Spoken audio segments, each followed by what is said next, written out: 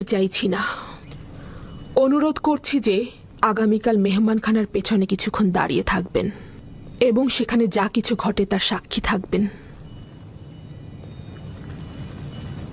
বিষয়টা কি? আমি সিদ্ধান্ত নিয়েছি মিশরের নারীদের মধ্যে নিজের মর্যাদা পুনঃপ্রতিষ্ঠিত করব। আমার তাগাদ গ্রহণ করুন। ঠিক আছে, গ্রহণ করলাম।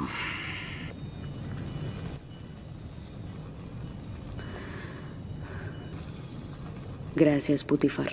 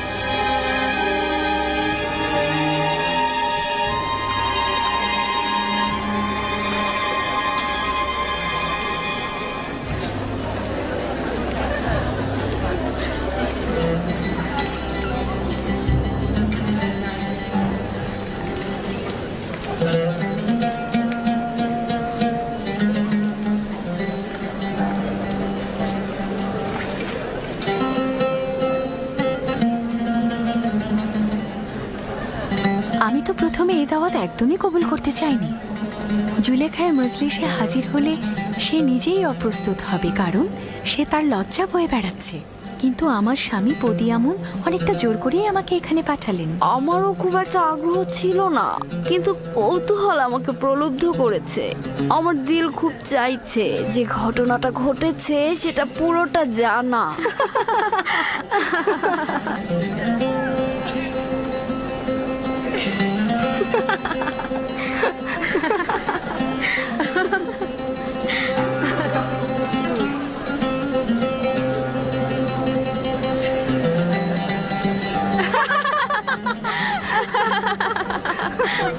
আমি শুধুমাত্র ইউজারশিপকে দেখার জন্য এখানে এসেছি।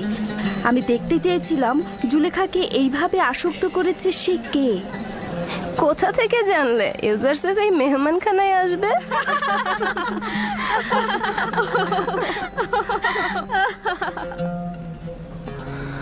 যদি পালানোর পথ থাকতো তাহলে পালিয়ে যেতাম। এই শয়তানের মজলিসে হাজির হওয়া আমার জন্য নিদারুণ যন্ত্রণার।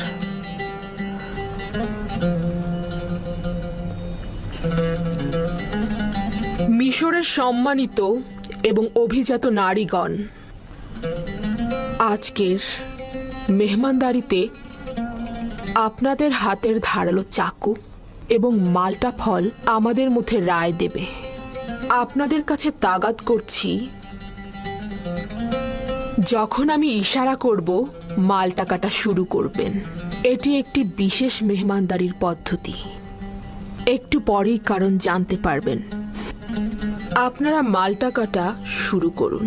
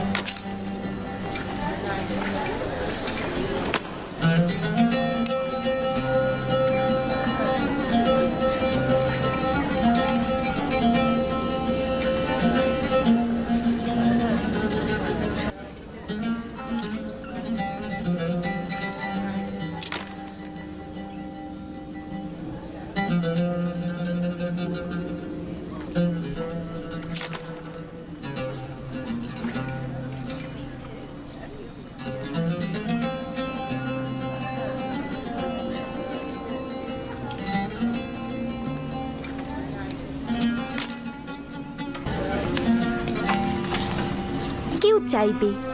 এগুলো সব অনর্থক কথা। সেও একজন মানুষ, আমাদেরই মতো। এখন আপনাদের কাছে আমার প্রশ্ন, এমন একজন ফেরেশতার মতো সত্তার জন্য তিরস্কার শোনা কি ভুল আমার? আমাকে কি আবারও তিরস্কার করবেন এবং পথভ্রষ্ট বলবেন? না, স্বীকার করে নিচ্ছি যে আপনি অপারগ। আমাদের মিশরীয় নারীদের এই গুজব রটানোটা ভুল ছিল। আমি এটাই প্রমাণ করতে চেয়েছিলাম। খোদাবন্দ, সকল গুনাহগারকে হেদায়েত দান করো আর আমাকে এই সব শয়তানের হাত থেকে রক্ষা করো। আজকের মেহমানদারির এটাই উদ্দেশ্য। আপনারা যেতে পারেন।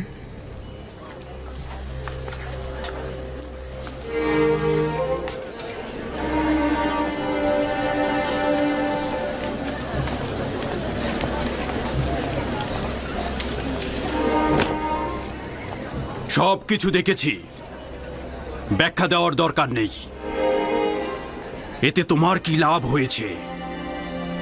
বিষয়টি কি পরিষ্কার হয়েছে?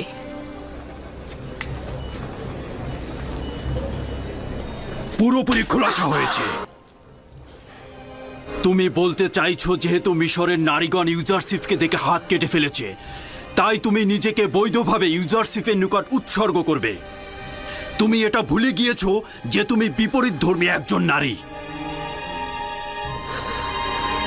যারা খোশ গল্প আর বিলাসিতায় কাটায়, তুমিও তাদের মতো।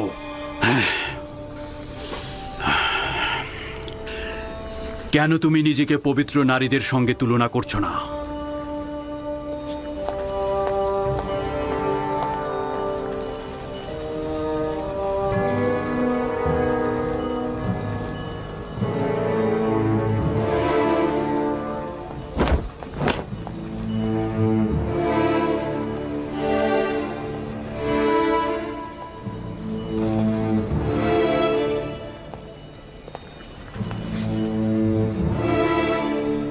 মিশরের কয়েকজন নারীকে খবর দাও যারা আমার পয়গাম ইউজারশিপের কাছে পৌঁছে দেবে। বানু, এই ঘটনা এখানে শেষ করে দেয়া যায় না? আমরা এটার ভবিষ্যৎ নিয়ে শঙ্কিত আর জনাব পুতিফারের সম্মান নিয়ে চিন্তিত। পণ্ডিতি করার জন্য তোমাদের ডাকা হয়নি। যেভাবেই পারো আমার পয়গাম ইউজারশিপের নিকট পৌঁছে দাও। তাকে বলবে হয় সে আমার সকল চাহিদার সামনে বশ্যতা স্বীকার করবে, না হয় তাকে বেরি পরিয়ে জেলখানায় প্রেরণ করা হবে। এখন কোনো বাধা নেই। যেহেতু নিজের লজ্জা শরম সব ছিন্ন করেছি, যুদ্ধ শেষ না হওয়া পর্যন্ত থামবো না আমি। কোন মহিলাকে এ কাজের জন্য যথোপযুক্ত মনে করেন আমার বানু? সবকিছু আমিই বলে দেব। আমি জানি না, যার ইউজারশিপের সাথে কথা বলার শক্তি আছে তাকেই বলো।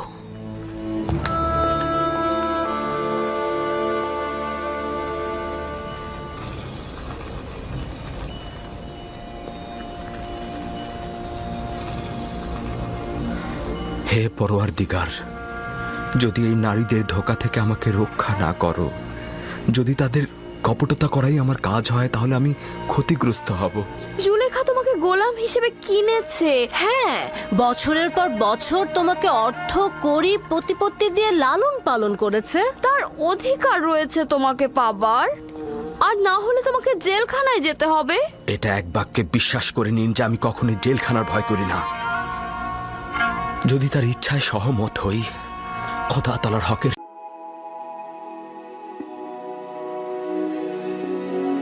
সাথে বিরোধিতা করা হবে। খুব ভালো, তাহলে আমাদের দুজনের মধ্যে থেকে একজনকে নিজের করে নাও। আমরাও জুলেখার চেয়ে কোনো অংশে কম যাব না। ভাবছি তোমরা কতটা নির্লজ্জ। যেখানে বানু জুলেখা গোলামের উপর মালিকানা ও নিয়ামতে হক রাখে, তবুও তার গুনাহ কাজে একমত হচ্ছে না, সেখানে তোমাদের মতো নির্লজ্জের কাছে আনুগত্য পোষণ করবো? আপনার বলো তো, তুমি কি জানো এই রুমালগুলো কিসের জন্য? হ্যাঁ হ্যাঁ হ্যাঁ, এগুলো কেন পায়ের নিচে ফেলেছেন? এগুলো তো আগ্রহের নিশানা। যদি কেউ কারোর প্রতি ইশক প্রকাশ করতে চায় তবে তাকে এই রুমালগুলো দেয় অথবা তার জন্য পাঠায়। তুমি কেন এই রুমালগুলোকে পায়ের নিচে ফেলেছো? হায় আফসোস, যদি কেউ আমার দিকে একটু নজর দিত, আমার জন্য রুমাল পাঠাতো। ঠিক আছে ঠিক আছে, আমি বুঝেছি। তার মানে আর বেশি কথা বলা যাবে না, আমি চলে যাচ্ছি। কিন্তু আলী জনাব, এই রীতিগুলো কিন্তু সুদর্শনের জন্য যায় না।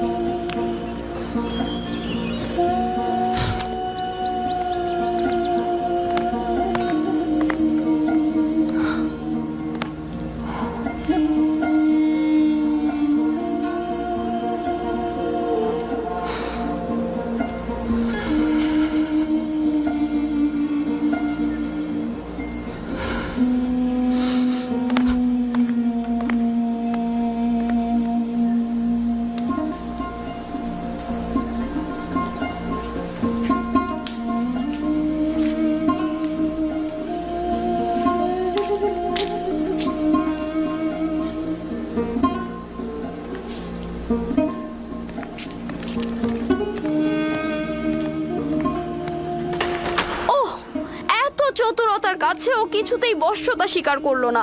যদিও পাথরও হতো তবু ওকে গলিয়ে ফেলতে পারতাম, কিন্তু ইউজারশিপ পাথরের চাইতেও কঠিন। তালাশ করে লাভ নেই, কোনো ফলই হবে না। তাহলে তোমরাই আমাকে বলে দাও, আমি এখন কি করব? কোনো পথই কি খোলা নেই? ইউজারশিপকে কারাগারে পাঠিয়ে দিন, এটাই তার একমাত্র পথ। কারাগারে? হ্যাঁ, সম্ভবত কারাগারের প্রকোষ্ঠে সে আপনার রাজ্যের রাজনিয়ামত উপলব্ধি করতে পারবে। হ্যাঁ, কারাগারের স্বাদ পেলেই তার মাথা আপনার চরণে লুটিয়ে পড়বে। কিন্তু আমি তাকে কারাগারে পাঠিয়ে কিছুতেই দূরে থাকতে পারবো না। অবশেষে আপনি একটা সুযোগ পাচ্ছেন যেটা আপনি হাতছাড়া করবেন। এই শাস্তির মাধ্যমে হতে পারে ইউজারশিপের দম্ভ একেবারে ভেঙে পড়বে। জেলখানায় তার অহংকার চূর্ণ হয়ে যাবে। বশ্যতা স্বীকার করলে তাকে আজাদ করে দেবেন। ইউজারশিপকে শক্ত দরজার কামরায় ডাকো।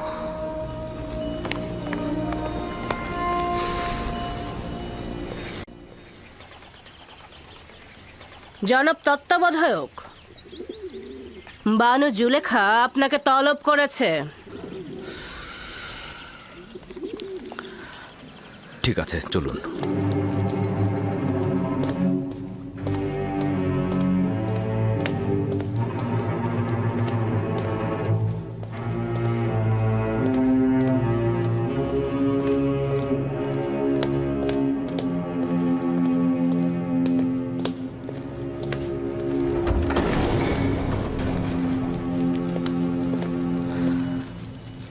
দরুদ বানু জুলেখা।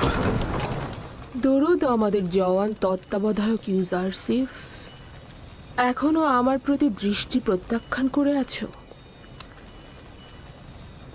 তোমাকে এখানে ডেকেছি যেন আবারও নিজের তাগাদটার পুনরাবৃত্তি করতে পারি।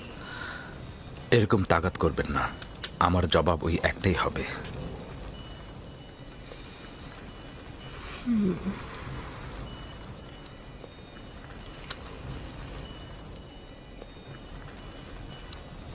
এখনো আমার প্রতি মনক্ষুণ্ণ হয়ে আছো? ওই দিনের জন্য আমি তোমার কাছে ক্ষমা চাচ্ছি। আমি কোনো গুনাহ করতে চাই না, আর আপনিও এতে সফল হবেন না। তুমি কি জানো জুলেখা না উত্তরটির সাথে পরিচিত নয়?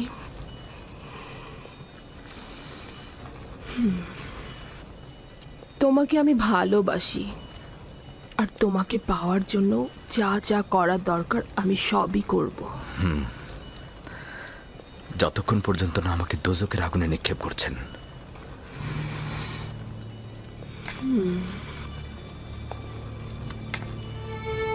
দোজকের আগুনে না,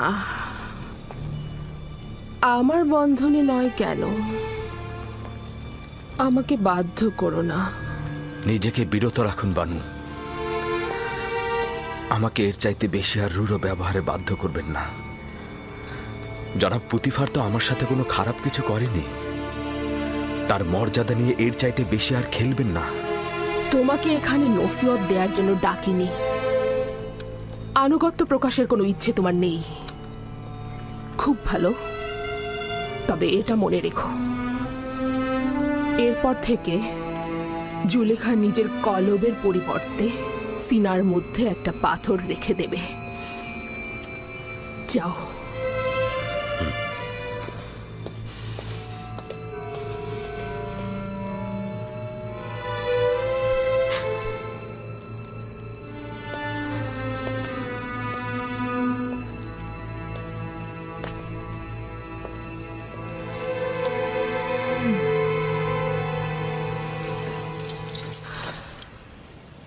এই রাজমহল আমার জন্য জেলখানার চাইতেও দুর্বিষহ। তারা প্রতিনিয়ত কূটকৌশল বোনার কাজে লিপ্ত রয়েছে, একইভাবে নতুন নতুন ষড়যন্ত্রের জাল বুনছে। তুমি যদি চাও তাহলে কিন্তু তোমাকে জেলখানায় যেতে হবে না। তুমি পালিয়ে যাও, আমি তোমাকে সাহায্য করব। তাহলে তো এই পলায়নের মাধ্যমে তাদের মিথ্যা অপবাদকে প্রতিষ্ঠিত করা হবে। আচ্ছা, বাচ্চা আমেন হতেফের কাছে যাও, সে তোমাকে সাহায্য করবে। কেন আমেন হতেব?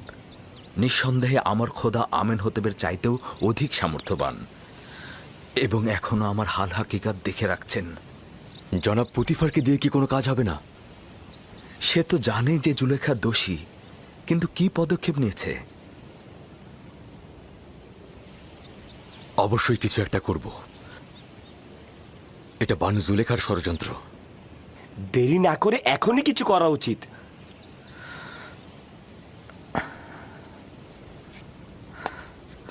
গুনাহগার এসব নারীদের চাইতে আমি বানু জুলেখাকে অধিক ভালোবাসি। আমি আমার শক্তিশালী খোদাবন্দের কাছে পনাহ চাই, ধৈর্য ধরা তৌফিক চাই।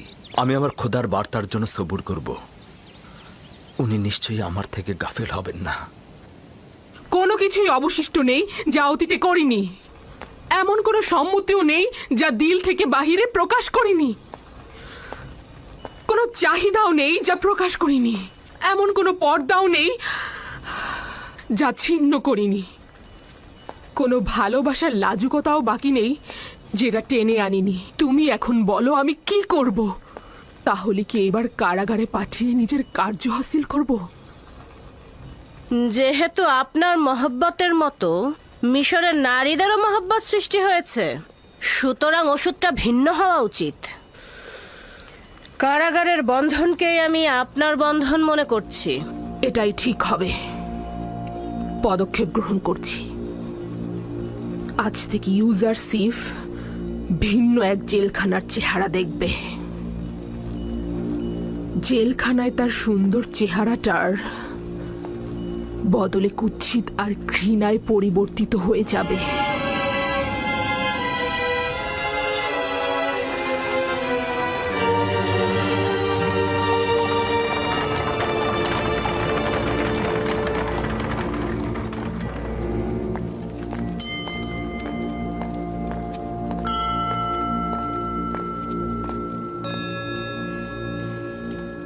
আলী জনাব, সে হচ্ছে আপুপিস, বাদশাহ আমিন হতেবের দস্তরখানার প্রধান বাবুর্চি। আমুন তোমার হেফাজত করুক। সে কিন্তু আমনের সত্যিকারের অনুসারী। আমি সব সময় দেখেছি সে গোপনে আমনের কাছে অনেক কিছু প্রার্থনা করে। এই দিনগুলোতে আমাদের মহান খোদা আমুন চিন্তিত রয়েছেন।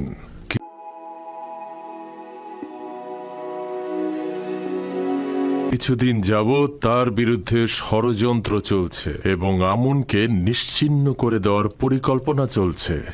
ফলে তিনি বান্দাদের কাছ থেকে গাফেল হয়ে গিয়েছেন এবং কাউকে সহায়তা করছেন না। কিন্তু আমি এমন অনেককে চিনি যারা নিজের অস্তিত্ব দিয়ে আমুনের ইবাদত করেন। তাদের সংখ্যাও কম নয় আলী জনাব। আমি চিন্তিত এমন যেন না হয় যে আমুন পুরোপুরি মুখ ফিরিয়ে নেয় আমাদের কাছ থেকে। দুর্ভাগ্যবশত খবরগুলো জনগণকে বলা যায় না, কেননা তারা নিরাশ হয়ে পড়বে। জনাব ত্রিমণি আমেনহতেব ও পুতিফার সম্বন্ধে কিছু বলেছেন, কিন্তু সেটা বিশ্বাস করা খুব কষ্টকর। প্রথমে তো আমরা কেউই বিশ্বাস করছিলাম না, কিন্তু যখন খবর জানলাম যে তৃতীয় আমেন হতে পুতিফারকে সৈন্য সমাবেশের আদেশ দিয়েছে যেন ইবাদতখানায় আতর্কিত হামলা করে আমুন ও তার অনুসারীদের ধ্বংস করে দেওয়া হয়। আলী জনাব, আপনাকে যে কি বলবো, আমুনের খাদেমগণদের সঙ্গে তার ভালো সম্পর্ক নেই, কিন্তু আমুনের সঙ্গে তার দুশ্মনী, এটা বিশ্বাস হচ্ছে না। শেষ পর্যন্ত আমাদের বাদশাহ আমনের দুশ্মন হবে? তিনি তো অর্ধেক খোদা পদমর্যাদার অধিকারী, তিনিও খোদার সন্তান। এটাই তো দুঃখজনক। সে তার গুনাহকে অধিক ভারী করেছে। সে অবশ্যই আমন খোদার রোষানলে পড়বে। সে আমন খোদার বিরুদ্ধে বিবাদে লিপ্ত হতে চাইছে। যদি সফল হয়, বেঈমান কাফের পুতিফারের মাধ্যমে মন্দিরে আতর্কিত হামলা চালাবে এবং আমুনকে ধ্বংস করে দেবে, এমনকি আমুনের অনুসারীদেরও। আচ্ছা, তাহলে তো অবশ্যই কিছু করা উচিত। আলী জনাব কেন সৈন্য জমায়েত করছেন না? আমিন হতেবের সঙ্গে লড়াইয়ের আদেশ দিন। সেক্ষেত্রে কি হাজার হাজার বেগুনা লোক মন্দিরের পুরোহিতগণ মারা যাবে না? না, এটা আমি পারবো না। এমন পাপ কার্যে লিপ্ত হতে আমি পারবো না। তাহলে এখন কি হবে? তাদের সঙ্গে কি মিলেমিশে থাকা যাবে?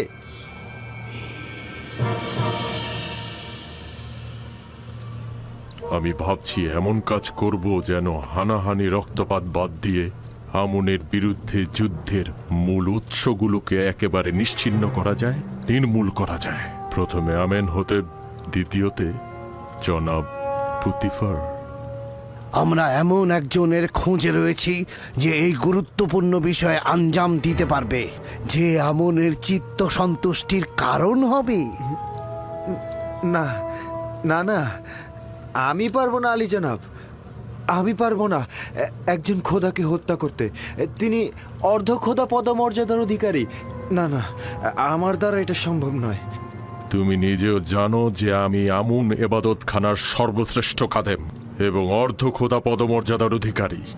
তোমার কাছে সওয়াল করছি, খোদার পক্ষ থেকে যদি অপরাধ করা হয় এবং আমুন খোদার সঙ্গে যদি দুশ্মনী করা হয়, তবে তার শাস্তি কি সাধারণ মানুষের চাইতে ভারী নয়?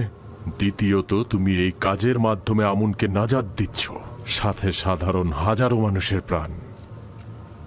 আমার নিজের জানের কি হবে? আমার তো পরিবার পরিজন আছে। তোমার ও তোমার খানদানের কোনো বিপদ হবে না। এই কাজ আঞ্জাম দেয়া খুবই সহজ। আমি তোমাকে শিখিয়ে দেব কিভাবে করবে।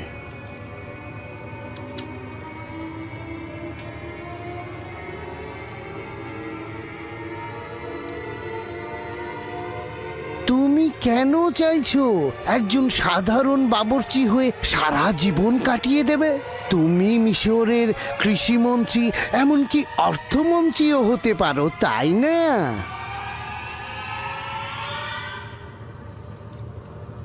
হ্যাঁ। মানে আমি অর্থমন্ত্রী, আমি কৃষিমন্ত্রী হব? এছাড়া শত শত স্বর্ণ মুদ্রা, যা তোমাকে শেষ বয়সে নানান রকম কষ্ট থেকে দূরে রাখবে। সঠিকভাবে বলুন তো, কত স্বর্ণ মুদ্রা? 1000 স্বর্ণ মুদ্রা।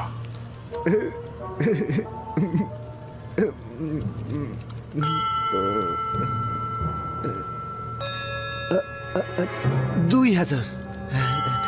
2000। জানেনই তো, রাজমহলে আমার একটা বন্ধু আছে, তাকে আসলে আমি আমার সঙ্গী করতে চাই। তাকেও তো 1000 দিতে হবে। কোনো সমস্যা নেই। আমনের নিজের সম্পদ এখন তার হেফাজতেই ব্যবহার হচ্ছে।